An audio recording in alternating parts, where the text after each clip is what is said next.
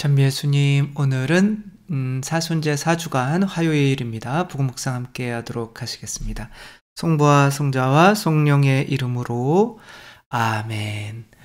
오늘 복음 말씀은 예수님께서 요한복음 5장이죠. 벳자타 연못에서 이제 38년 동안 이 연못에 천사가 1년에 한 번 정도 이렇게 내려오면 지금 여기 물속으로 뛰어드는 사람처럼 제일 먼저 그 천사가 내려오면 물이 찰랑거릴 때 제일 먼저 뛰어 들어가면 이제 병이 치유된다는 이야기가 있어서 이렇게 38년 동안 앉아 있는 이 분을 예수님께서 치유해 주시는 거죠.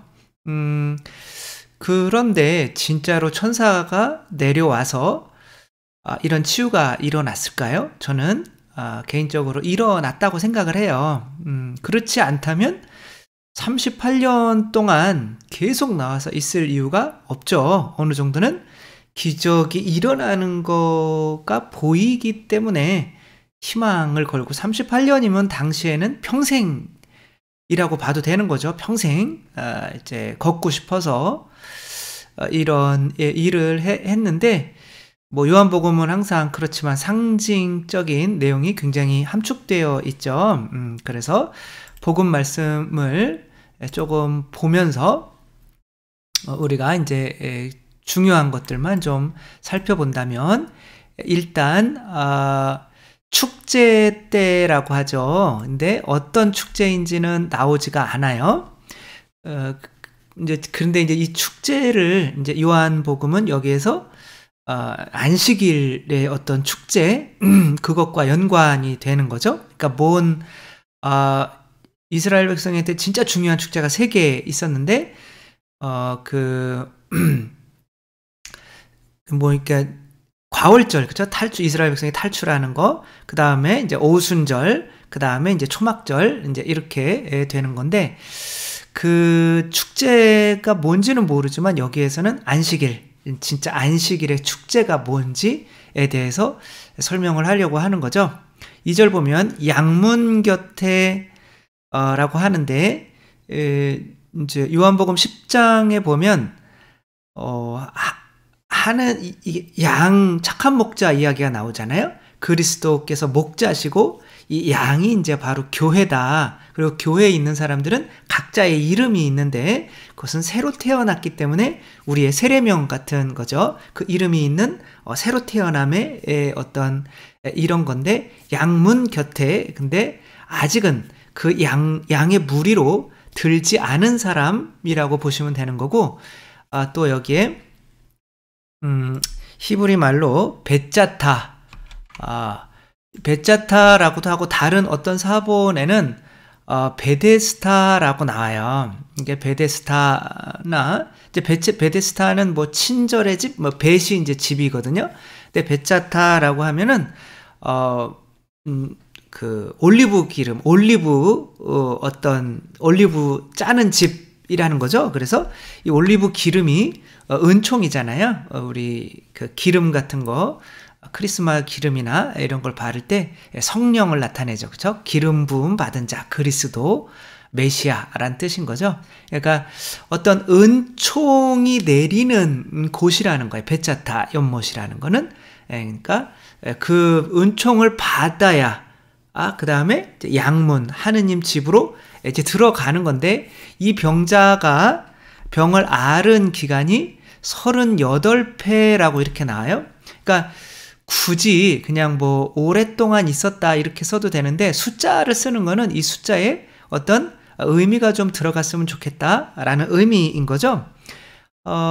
또 38이면 약간 뭔가 부족한 느낌이 있죠. 40이면 이스라엘 백성이 40년을 채워야 가나안 땅에 들어가는 거죠. 그러니까 2가 부족한 거죠. 근데 요한복음에서는 이 2가 뭐예요? 예수님께서 이제 주시려고 오신 그 2가 예수님께서 뭐와 뭐를 가지고 오셨다고 그래요?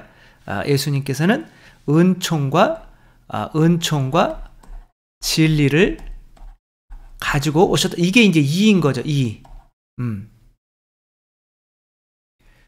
그러니까 이 은총과 진리를 가지고 이 예수님께서 주시려고 하는 이 은총과 진리를 받는 내용일 거다 이렇게 생각하시면 되겠죠. 그러니까 이 은총은 뭐냐면 이 은총은 이제 어떤 예수님의 피 하는 그리고 진리는 어떤 말씀이란 말이에요. 그러니까 이것으로 해결되는 게 뭐냐면 피는 곧 생명이잖아요. 그러니까 내 어떤 존재의 근원, 나는 어디서 왔을까? 이런 문제가 해결되는 거고, 말씀으로는 어떻게 살아야 하는가? 이런 게 해결이 되는 거죠. 근데 이것은 중요한 것은 이 은총과 진리는 38년 동안 찾는 사람에게만 주어진다라고 하는 거죠. 그리고 이제 안식일에 대한 문제가 나오는데 사람들이 너 왜 안식일인데 이 그 깔판을 들고 가냐 이렇게 얘기를 하는데 나에게 들고 가라고 한 사람이 들고 가라고 한다. 뭐 이렇게 하니까 안식일에는 그런 일을 하면 안 된다라고 하지만 예수님은 안식일에 바로 이런 일이 이루어지는 거야 라는 말씀을 하고 계신 거죠.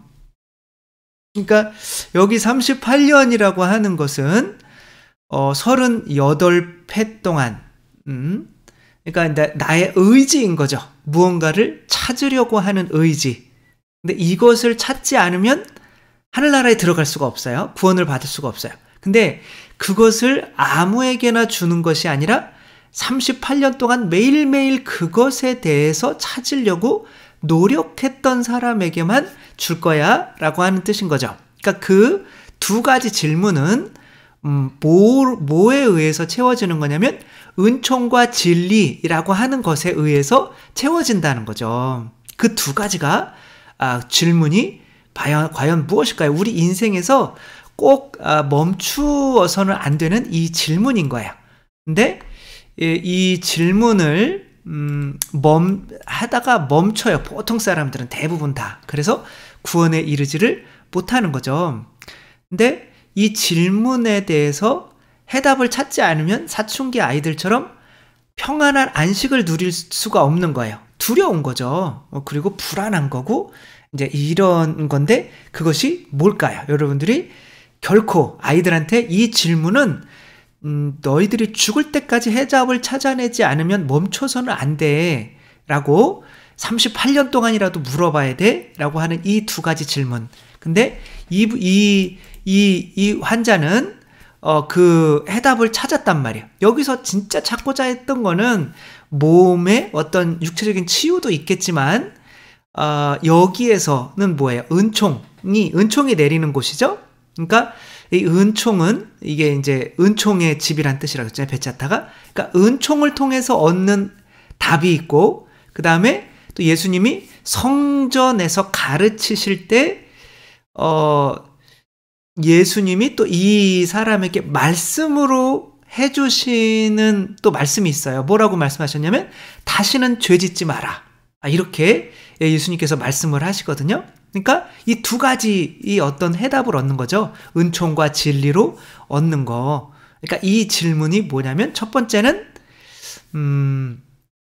은총으로 얻는 거는 은총이 생명 피라고 그랬잖아요. 그렇죠? 나는 어디서 왔을까? 죽으면 어디로 가나? 그러니까 그 어떤 죽음에 대한 어떤 질문인 거죠. 죽으면 어떻게 되나? 근데 이것을 물어야 되는데 이제 뭐 전에도 뭐 이렇게 말씀드린 적이 있는지 모르는데 춘천에 어떤 분이 이제 쓰신 건데 뭐 이제 돌아가시려고 이제 뭐 하는데 아무튼 정말 세례를 좀 하느님 믿어라라고 열심히 이야기를 하는데 그 부인이 이제 끝까지 자기는 안 믿겠다고 했는데 이제 막 몸에서 이제 뭐 막 부어가지고 이제 말은 못하는 거예요. 목도 막 부어가지고 간신히 숨을 쉬는데 말은 못하는데 이제 막 굉장히 막 부인을 부르는 거예요. 근데 이제 목이 그러는데 막 두려움에 떨면서 분명히 무언가 본 거죠. 내가 죽기 직전에 누군가가 나타난 거예요. 근데 이 목소리로 더 이상 내가 그러면서 이제 분명히 의사는 죽는다고 했는데 그 사람이 3일 동안인가를 버틴 거예요. 막 몸에서 막 부으면서 막 고름이 막 터져 나오는데도 죽지를 못하는 거예요. 왜? 자기 앞에 와 있는 이 저승사자가 너무 두려운 거죠. 그런데도 이 사람이 이제 그때까지 죽음에 대한 어떤 이런 문제를 해결하지를 못했던 거죠. 그 가톨릭 신문에서 했던 이 인터뷰 중에 카이스트에서 석박사를 이제 다 하시고 서울대 이론 물리학 연구센터에서 이제 연구원으로 재직 중이던 이제 물리학자, 굉장히 똑똑한 분이시죠. 김도현 바오로가 이분이 이제 예수회에 들어와서 사제가 되기까지의 어떤 이야기를 이렇게 한 것이 있어요. 그러니까 이분은 내가 처음 30년은 어떤 무언가를 찾는데 소비했다.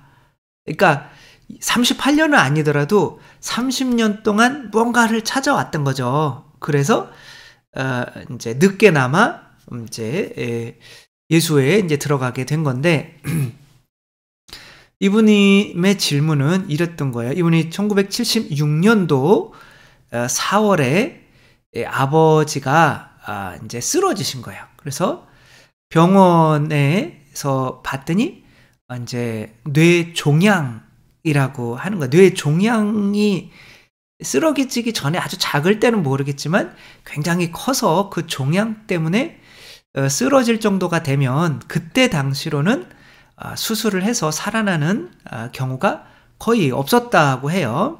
76년도.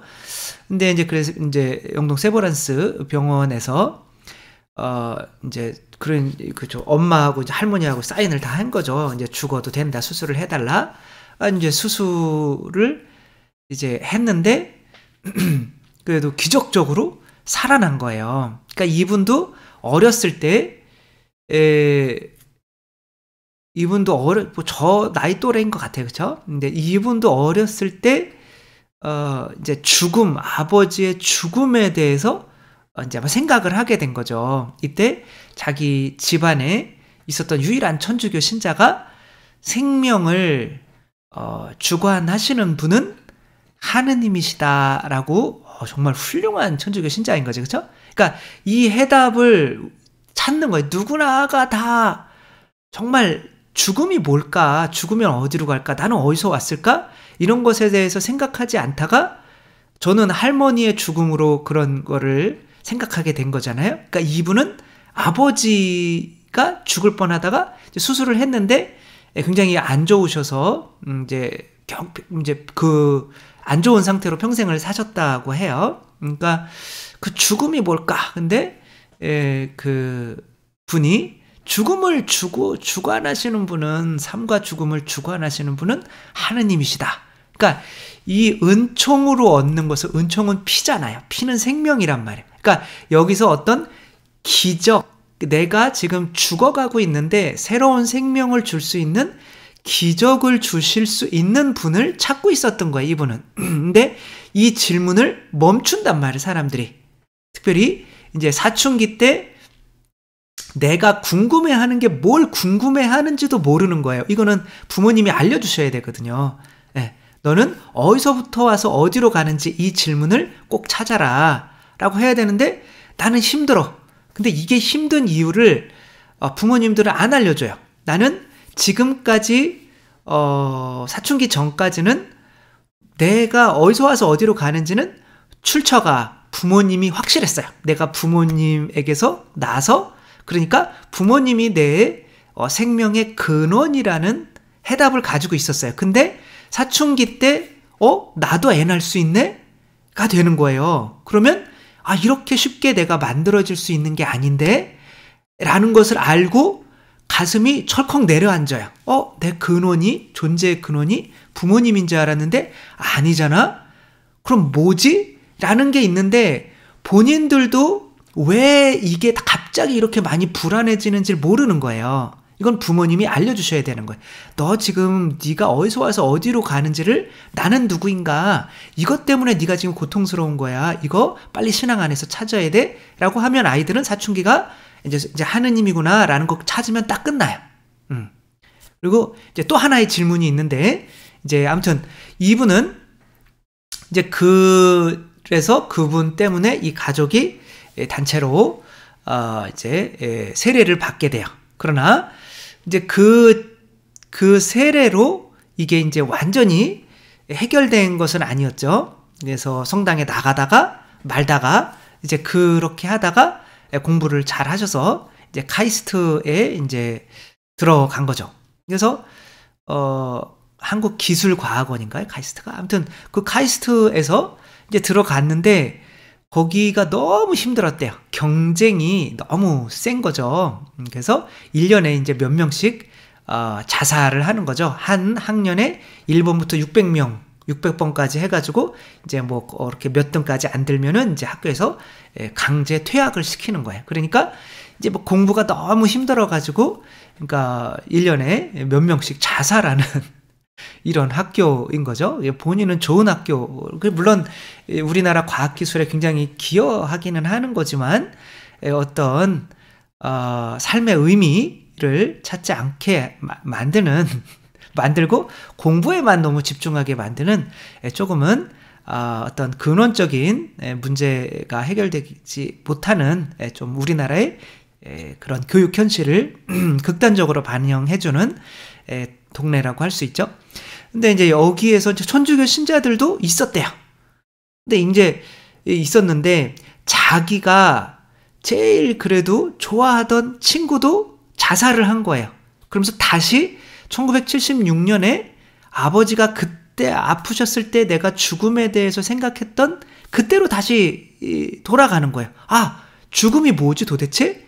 그러니까 지금은 과학도잖아요. 그러니까 뭐 과학과 어떤 신앙과는 좀 반대되는 입장으로 자기 주위에 천주교 신자들도 좀 있기는 했지만 이들은 야 그런 게 어딨어. 이제는 과학으로 죽음과 또 죽음 이후의 모든 것들이 다 설명이 될 거야 라고 하면서 다 냉담을 하고 있었대요. 그러니까 과학을 공부하면서 이제 물어야 했던 질문을 그만둔 거죠. 천주 신자들이 머리가 이제 똑똑해지니까.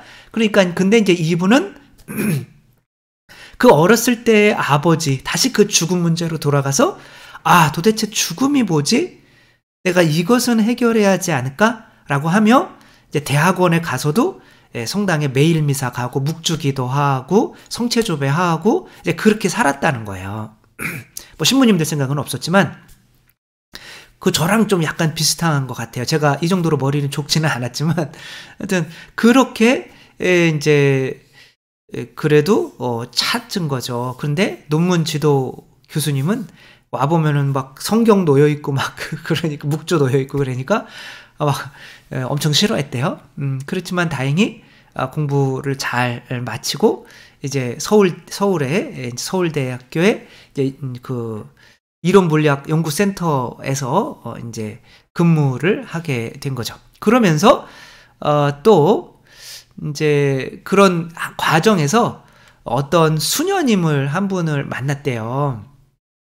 그래서 이제 가르멜 수녀원에 갔는데 수녀님이 대학원 다닐 때 어떤 것 같아요?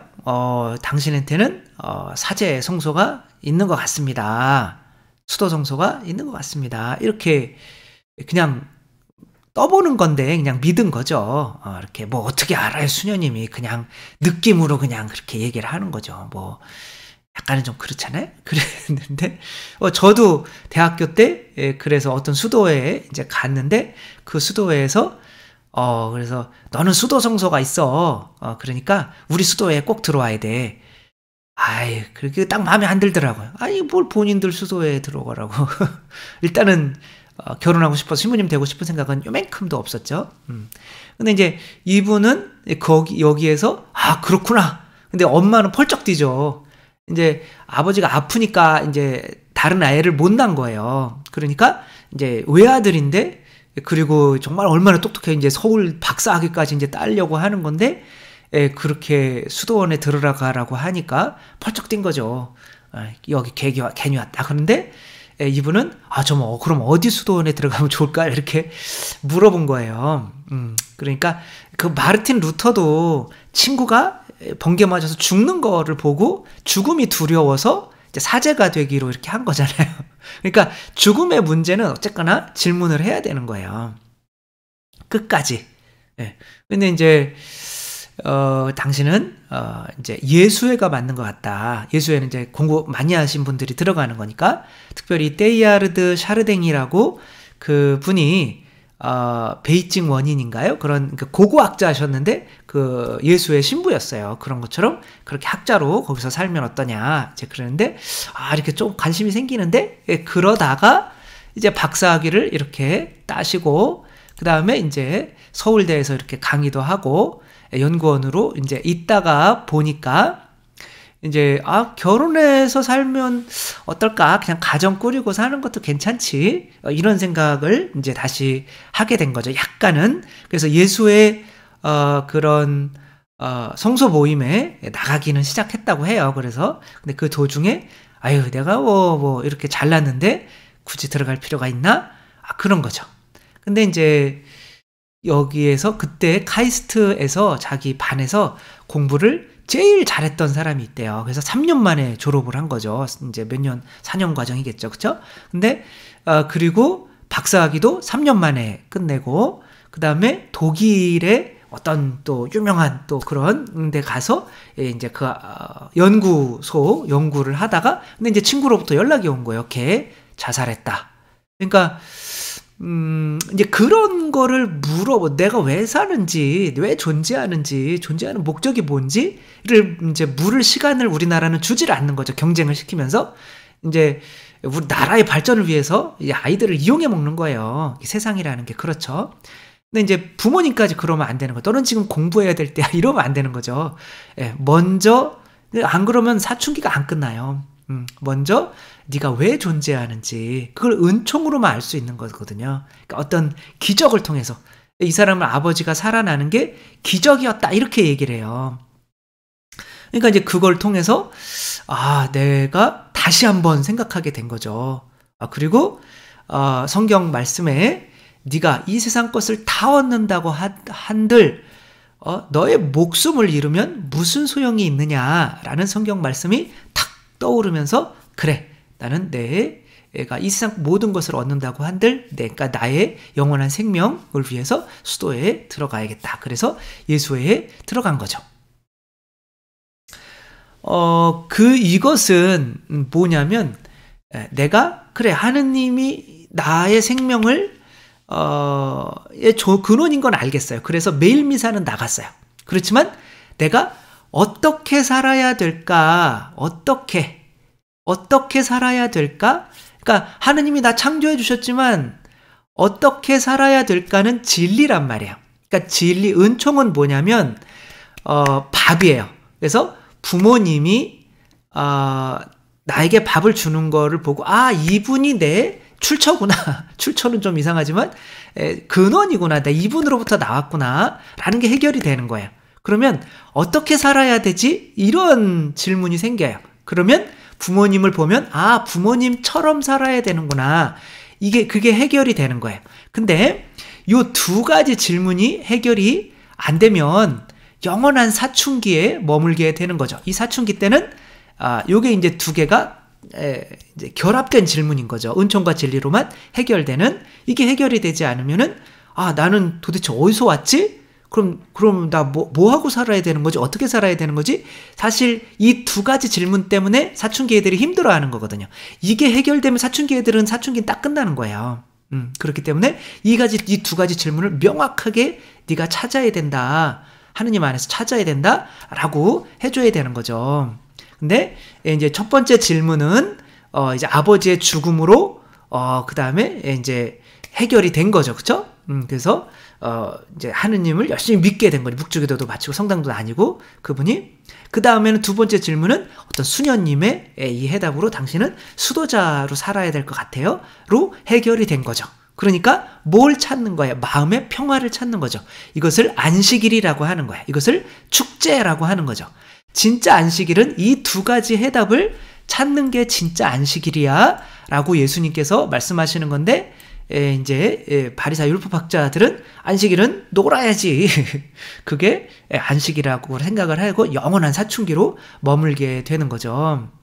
그러니까 저도 당연히 이런 거죠. 도대체 할머니가 돌아가신 걸 통해서 나는 어디서 왔지? 죽음이 뭐지?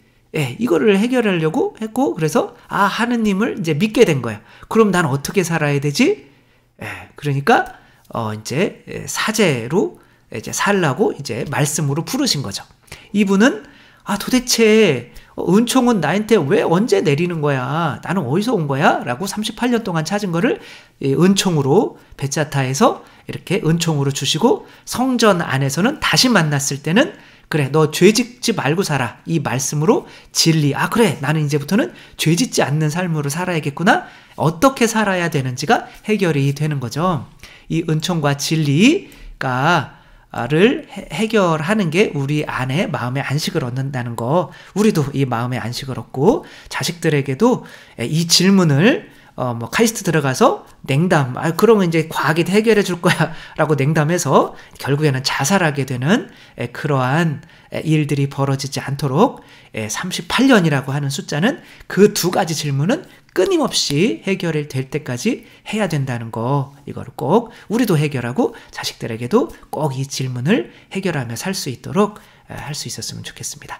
주님께서 여러분과 함께 전능하신 천주 성부와 성자와 성령께서는 여기 모인 모든 이에게 축복을 내리시어 길이 머물게 하소서. 주님과 함께 가서 복음을 전합시다. 하느님 감사합니다. 성부와 성자와 성령의 이름으로 아멘. 감사합니다. 사랑합니다.